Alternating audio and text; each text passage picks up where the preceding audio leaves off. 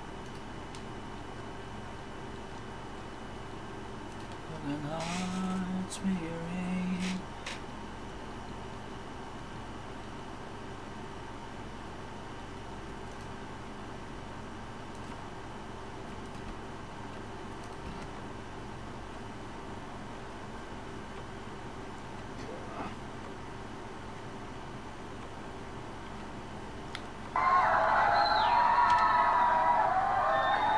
Okay, see you after restart.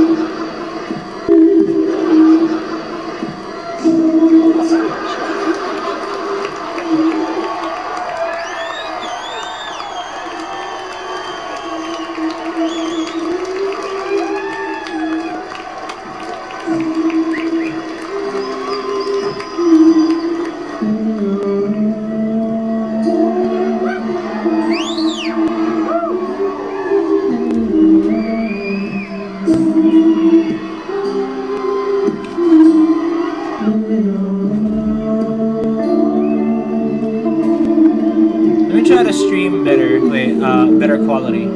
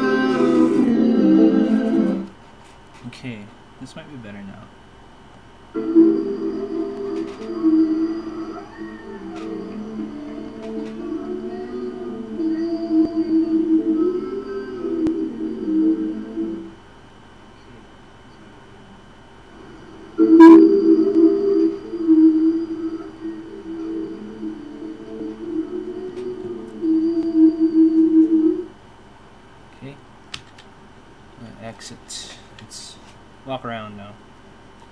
Walk around.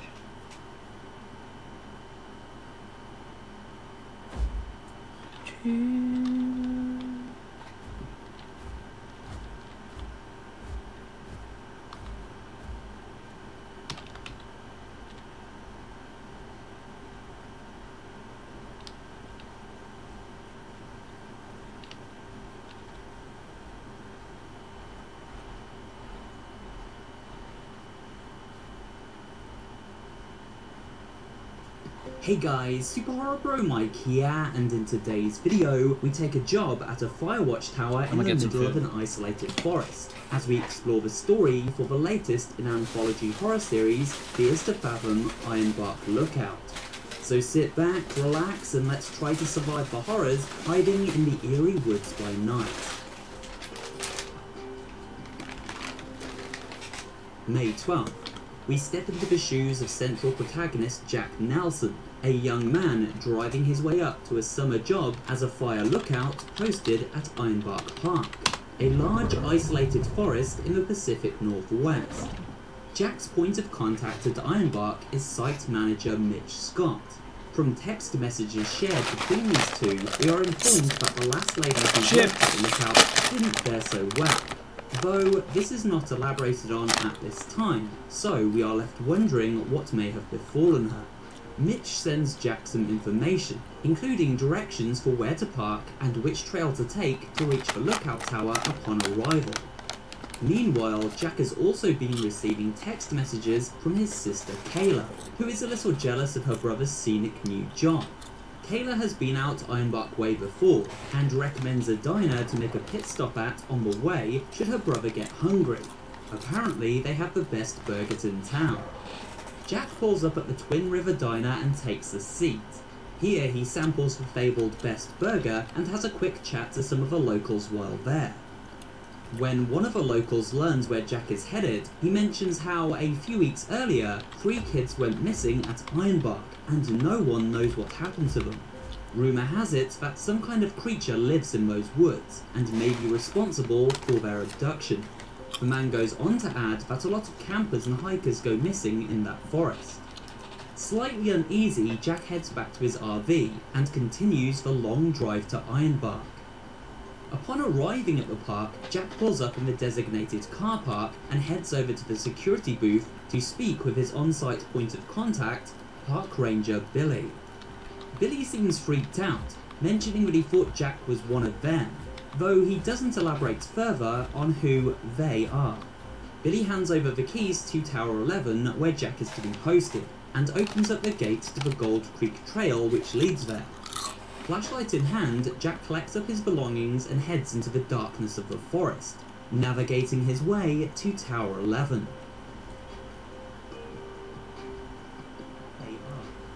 Jack reaches the tower and powers up the generator. Now with working electricity, he is able to access the computer and swat up on his day-to-day duties. As well as keeping a vigilant eye open for forest fires, Jack is also tasked with monitoring the weather conditions of the area, checking temperature, cloud formations, and wind speed. Once this information is collected, it must then be entered onto the computer database and submitted to park management for review. After doing this, a call broadcasts over the radio system from sister location Tower 12. Tower 12 is supervised by a Cover your area until you arrive. Connor instructs Jack to get a fire going immediately. The nights get cold at Ironbark, so lighting the wood stove is a high priority as darkness sets in. To light the stove, Jack must first gather firewood from the storage shed at the front of the tower, and then carry it back to the fireplace and light it up. With the fire lit and the weather report submitted, Connor bids goodnight to Jack and the two turn in for the evening. In the middle of the night, Jack needs to pee and lazily decides to do it over the edge of the tower balcony. However, while relieving himself, Jack realizes to his horror that he is being watched by a shadowy figure standing on the trail below. After rushing for his binoculars, the sinister figure quickly walks away, leaving Jack unnerved and alone once more. We next catch up to Jack a few days later, as he sits enjoying the crisp morning air with a hot cup of coffee while taking some photos on his camera. Jack's peaceful morning is interrupted by a radio call from Connor, who explains that a group are illegally camping without a permit in the forest close to Jack's tower.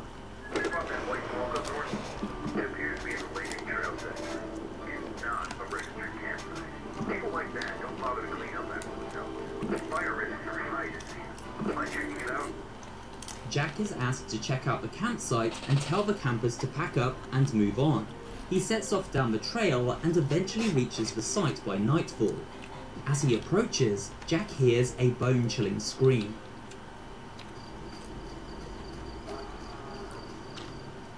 The campsite appears to be abandoned, with no signs of a struggle. However, the fire is still left and has been left unattended. With no idea when anyone is due to return, Jack scoops up some water from the creek and douses the fire, before heading back up the trail to his watchtower. In the back of Jack's mind, he couldn't quite shake the sense that something terrible may have happened to the campers. Back at the tower, Jack reports his findings to Connor, who seems angry and frustrated, exclaiming that this is the third report of illegal campers this month. He explains how, ever since those 3 children went missing recently, the park has seen a rise in campers, all drawn in by the mystery surrounding their disappearance. I heard from the rangers that many campers have been flocking to that area lately because of the disappearance of those 3 kids. They were hiking with their families. They went off the trail and just vanished. No trace of them since. Their parents said some whistle led them off the trail. It's unbelievable. People started spreading rumors that the area might be haunted by some entities. It's crazy, I know. Connor explains the rumours of hauntings in the forest are why the last lookout quit, and why Mitch was desperate to find someone for the position so quickly. He goes on to say that he hopes Jack doesn't believe in such tall tales. Connor explains he will notify the authorities about the illegal campers first thing in the morning, but for now, he bids Jack good night. After filling out the nightly weather report, Jack reads through the latest text from his sister Kayla, who has sent over the recipe for a lasagna. He decides to cook the lasagna for dinner, and after eating, he heads to bed. Jack is soon woken from his slumber by an eerie sound, that of footsteps creaking on the decking of his tower balcony. The shutters are down, so Jack is unable to see who or what is out there, though he glimpses the sight of a pointy head through the one unblocked window.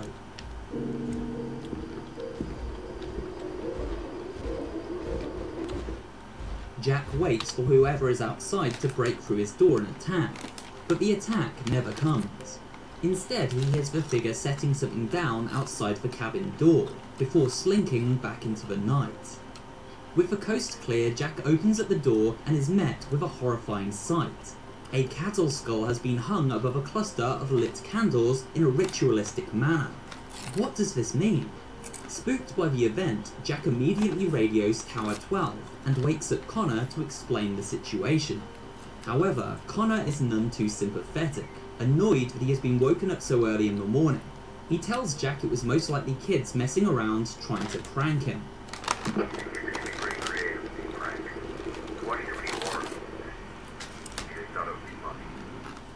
Connor promises to send someone out to Tower 11 to check in on Jack the next day.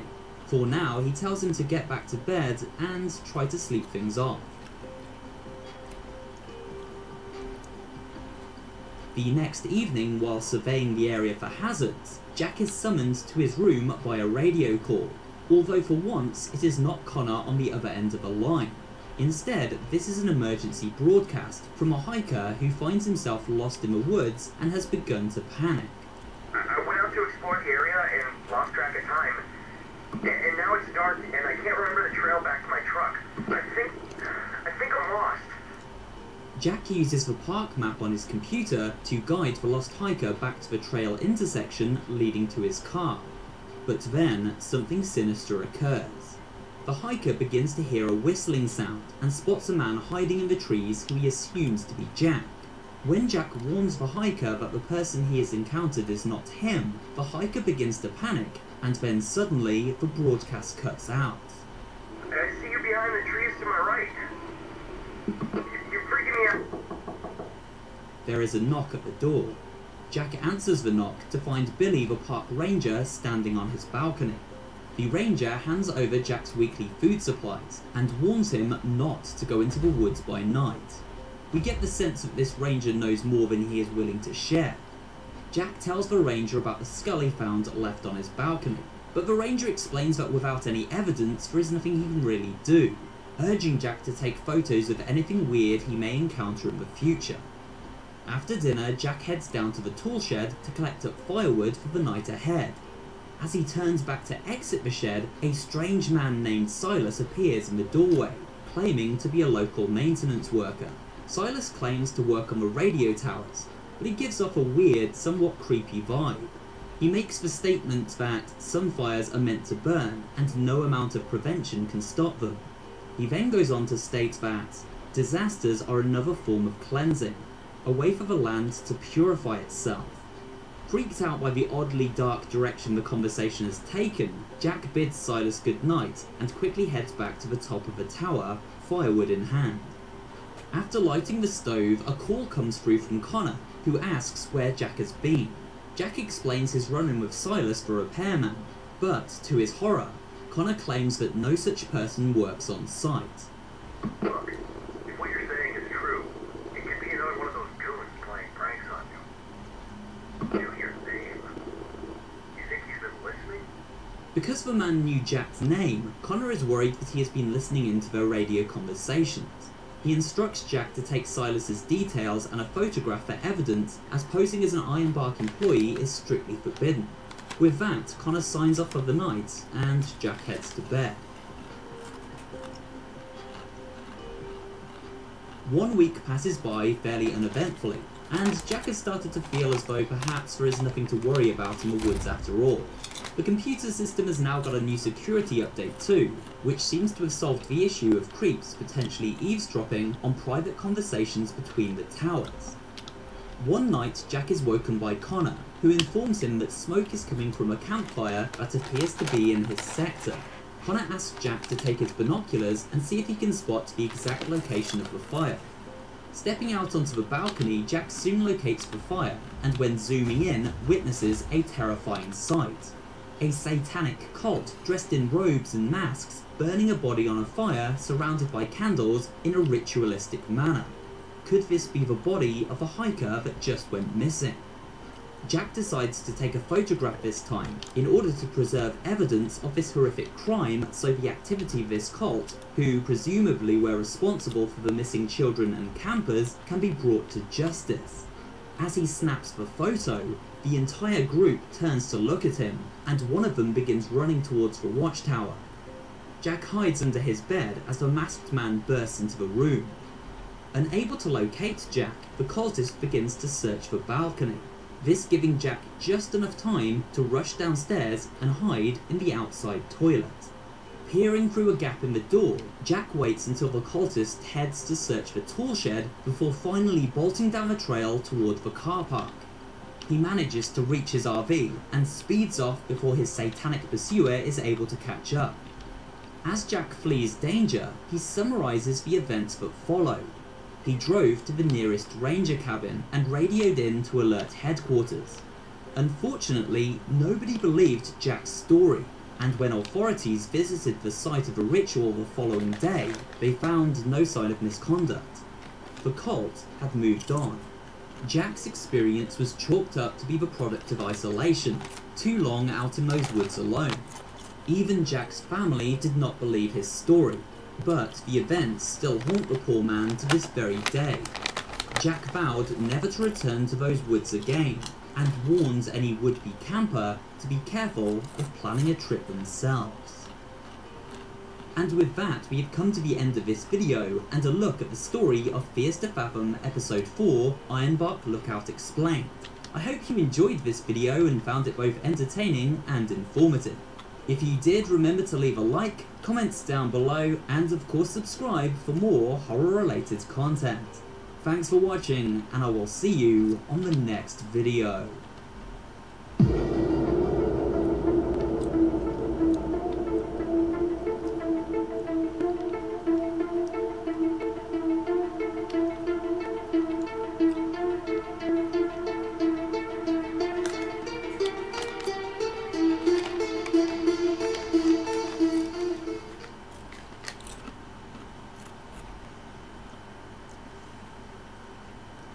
Hey guys, Super Mike here, and in today's video we do a spot of house sitting, all while under the watchful eye of a deadly stalker, as we explore the story for the latest chapter in episodic horror series Fears to Fathom. This is the story of Carson.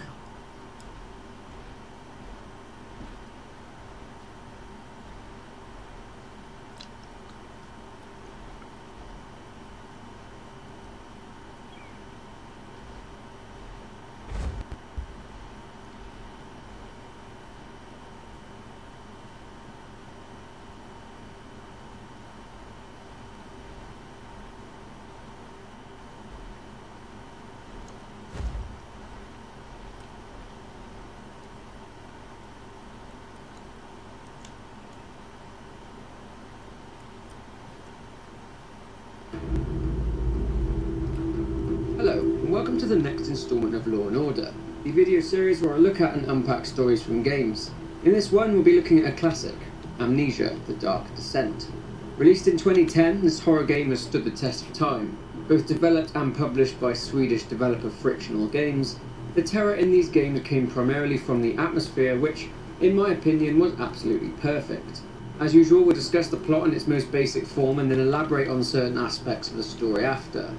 This is largely because the majority of the significant moments that happened actually took place before the events of the game, and we learn of them through flashbacks and notes. There's not really much to the game's events at all. With that said though, this is a 12-year-old game, and although most of you have already played it, there will be spoilers in this video, and potentially some minor spoilers too for Amnesia Rebirth. I know, I have to say it, damned if I do, damned if I don't. Let's begin.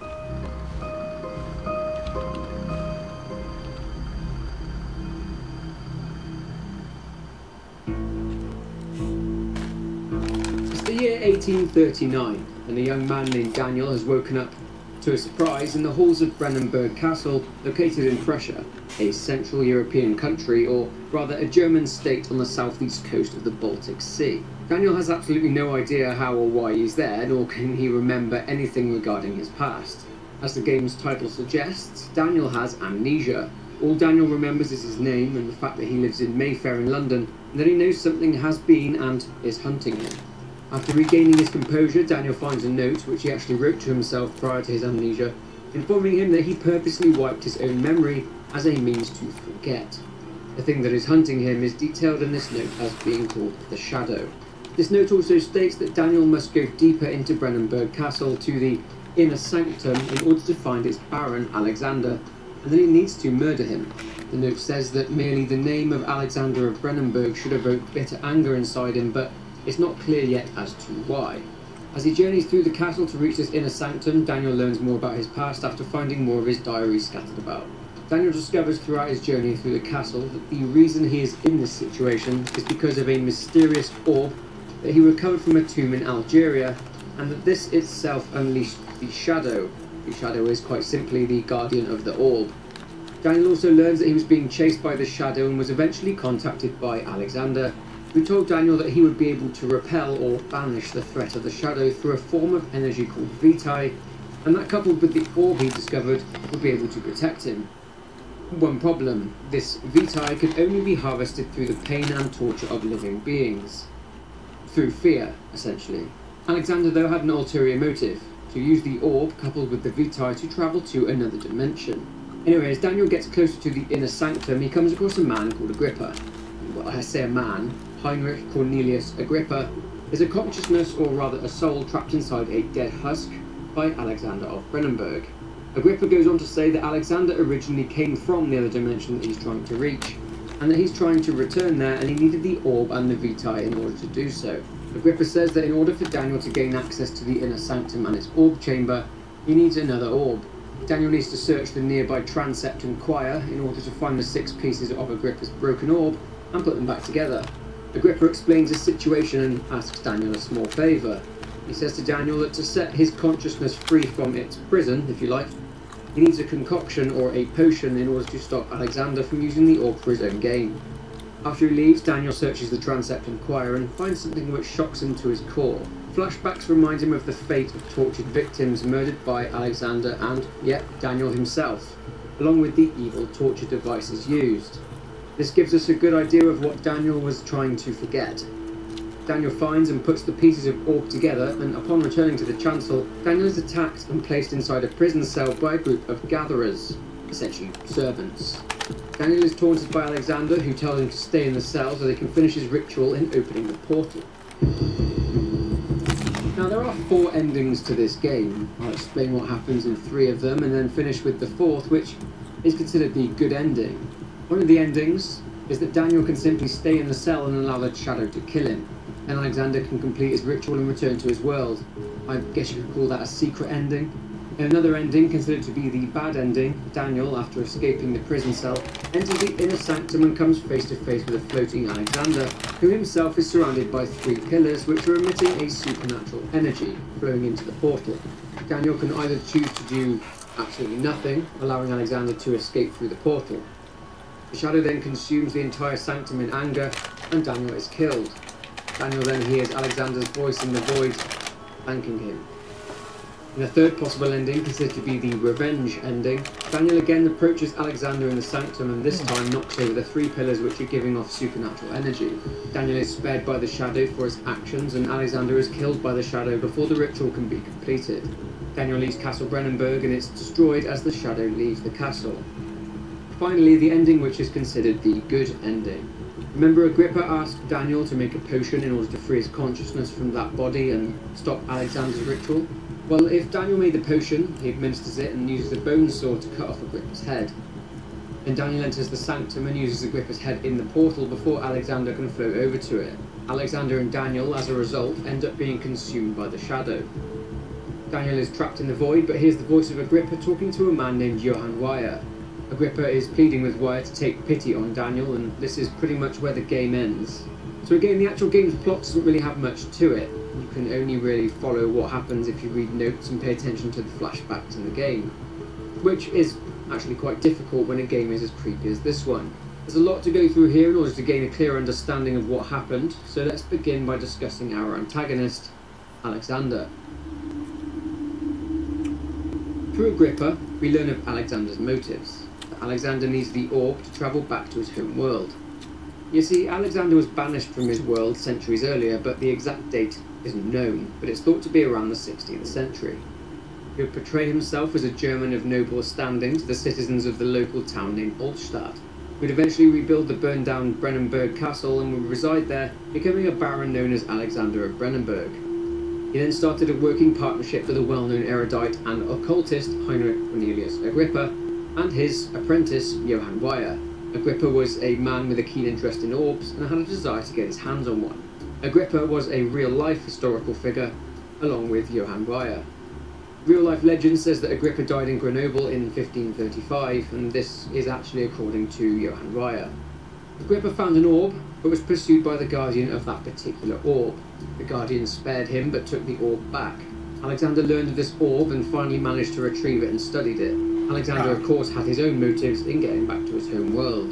Alexander also went on to join the Order of the Black Eagle, a chivalrous organisation committed to serving the interests of Prussia.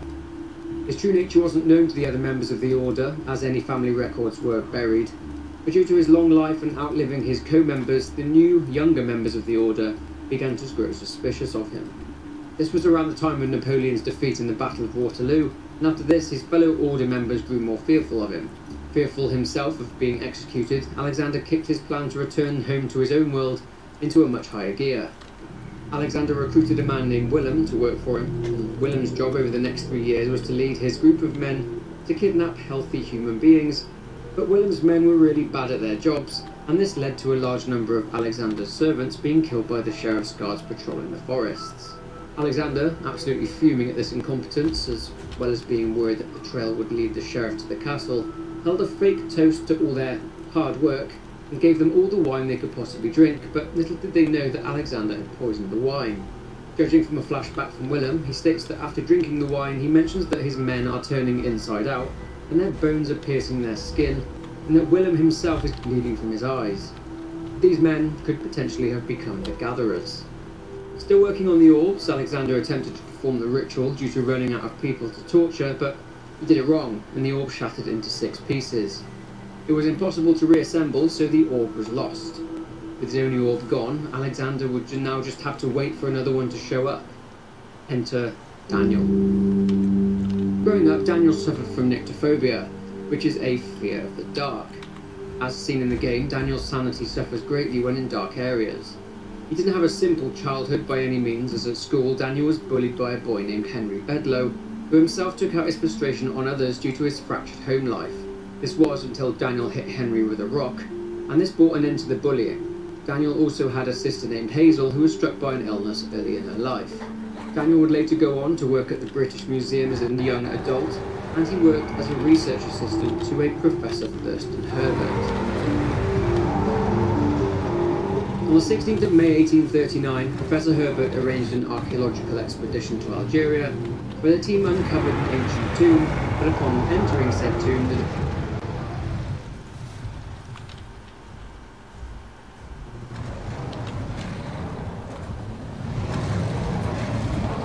Oh god.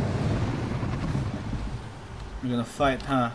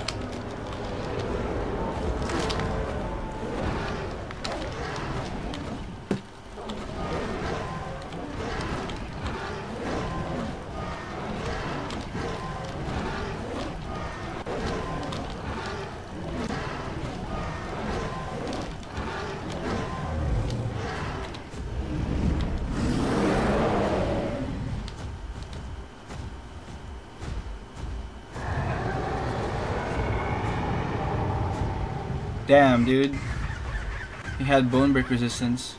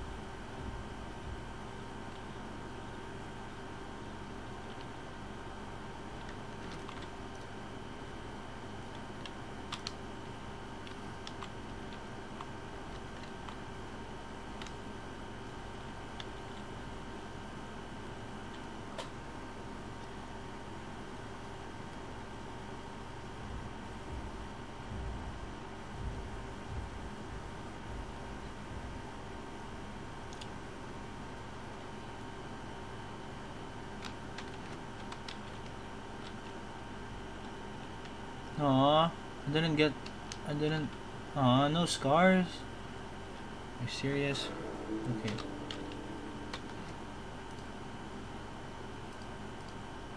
Oh, it's February, I hate this person.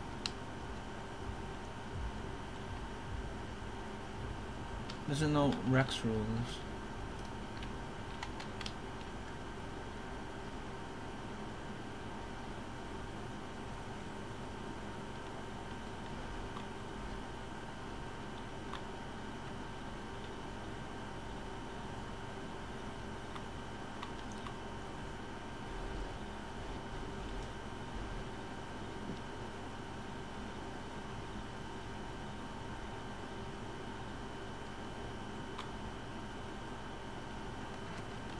If you dare destroy my nest.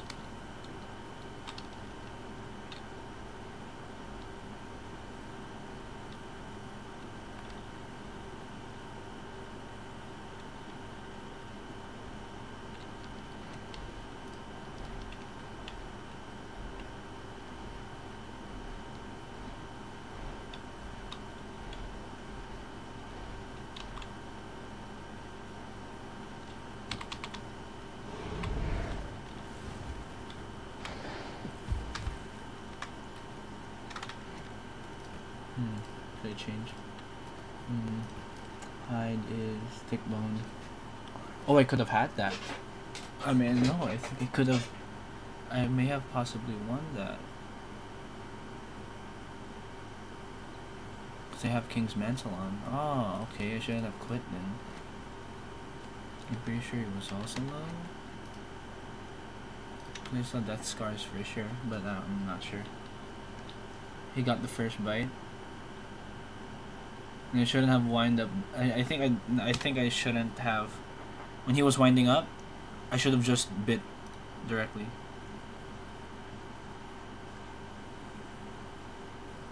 Instead of like winding my own bite. I shouldn't have winded up. Should have just bit directly. Ah, fuck me.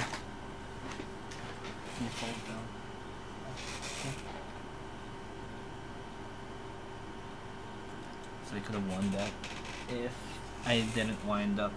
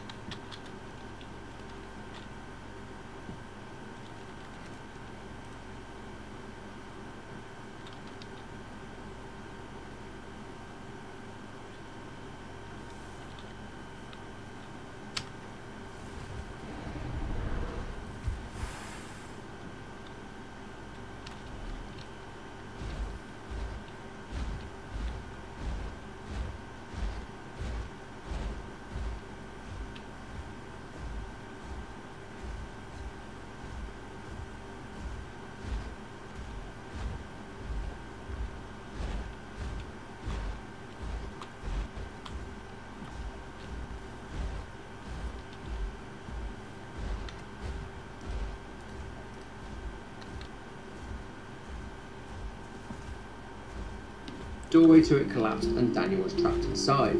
Daniel nonetheless decided to proceed further into the tomb and found an orb. He was eventually freed from the tomb, but to his annoyance he was sent home back to London by Professor Herbert. Anyway, Daniel arrives back in London and gets to work on studying this mysterious orb, and he notes that the colour and shape of the pieces of this broken orb were actually changing as he was trying to piece it back together. Wanting an explanation, as this had clearly intrigued but also slightly terrified him, Daniel sought answers from various professionals in London. Daniel eventually learned that the expedition was a complete failure and that everyone was presumed dead after something horrible attacked their camp. Oops. Oh god, It gets even more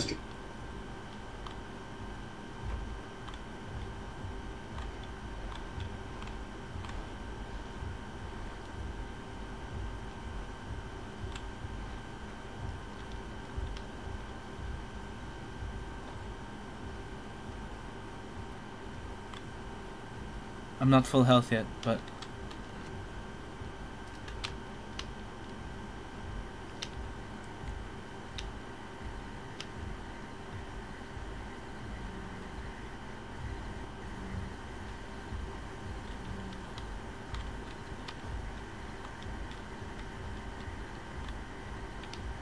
Oh, that's not a Giga.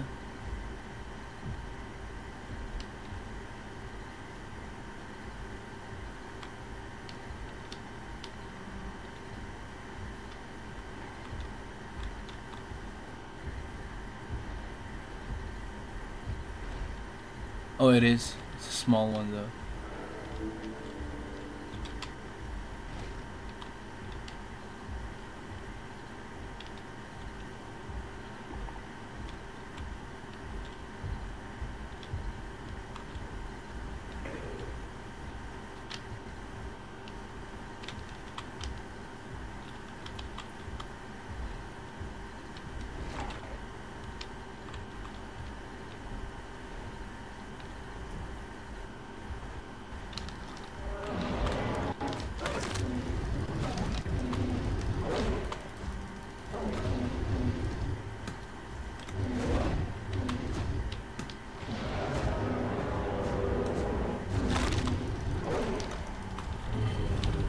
There you go.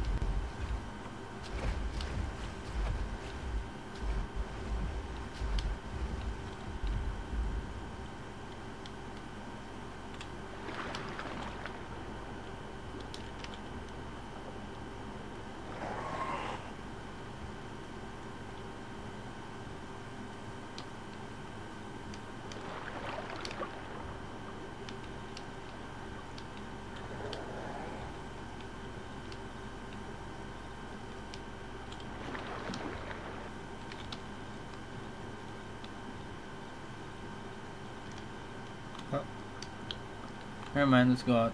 We'll die in here.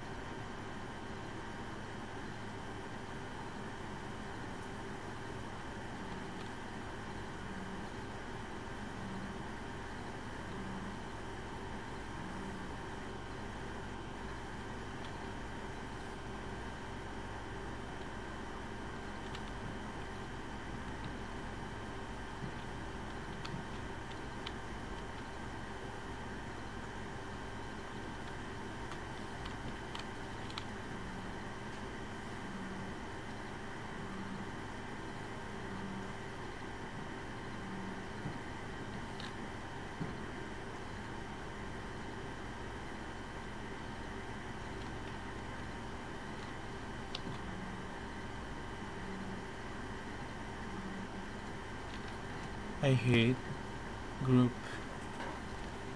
I hate global.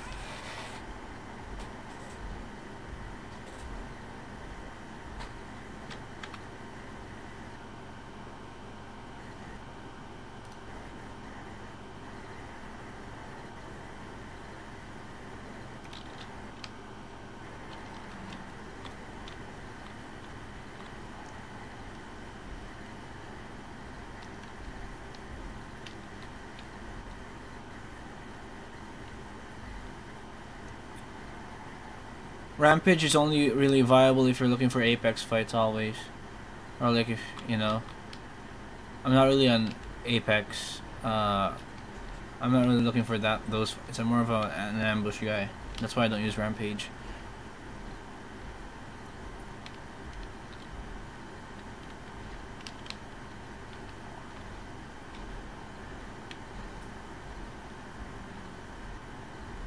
I think for the playstyle I'm using, I'm much more into Tyrant's Roar is much more useful.